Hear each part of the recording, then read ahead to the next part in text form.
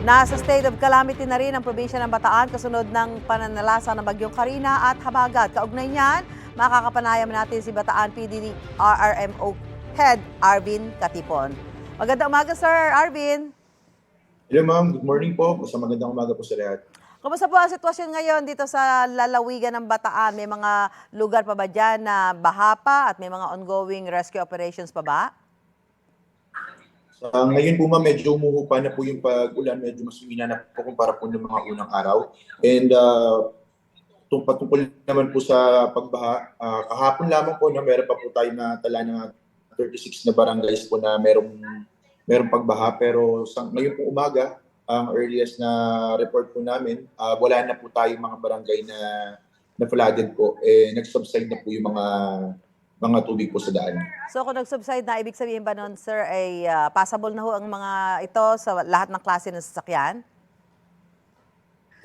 Yes po ma'am. Lahat po naman din ng aming major thoroughfares po, yung aming Roman Superhighway ay nanatili pong passable simula po nung Lunes. Yun lamang po mga daan sa national road, sa mga looban po, may mga ilan po na hindi pa naging passable. Pero ngayon, since wala na nga pong pagbaha, passable na po ito lahat. Meron bang naiulat na nasawi, nasugatan o nawawala dyan po sa Bataan?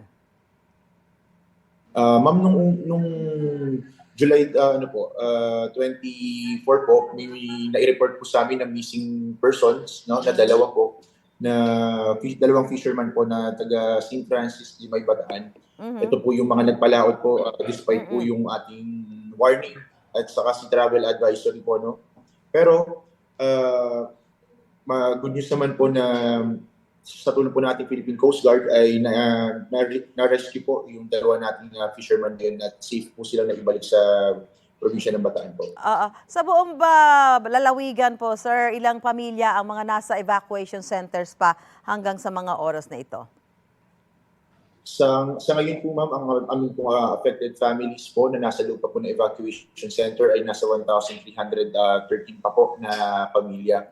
And sa mga individuals po na nasa loob, yung actual na bilang po ng mga individuals maabot pa po sa kulang 5,000 rin po ang nasa 4,000 plus pa po ang aming mga individuals na nasa loob ng evacuation center.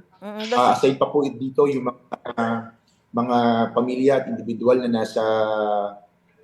na lumikas po pero hindi nagpunta sa mga evacuation center pero nandun po sa mga identified ng mga high locations or safe na locations po natin. Apo. At sa ngayon ba, meron na kayong initial na halaga ng pinsala diyan sa mga kabuhayan, infrastruktura diyan po sa buong Bataan? Nung nagpa-initial po tayo na damage assessment, before po kami nakapag-declare ng state of calamity, meron na po tayo naitala na mga agricultural and livestock na damages. Umabot na po kagad dito sa kulang-kulang na 15 to 20 million. Pero right now po, habang tumatagal po, mas tumatagal po yung nagiging damages from 15 million. Ngayon po, ang reported po sa amin na damages ay umabot na po ng mahigit 70 million. And tinitingnan po namin na baka ito po ay mas tumaas pa po. Lalo po ngayon na mas magtanda po tayo ng validation dahil medyo humina na po ang ulan at umupa na po yung mga pagbaha. Yung pagbibigay ho ng tulong doon sa mga binahang mga residente, kumusta po ang estado ngayon?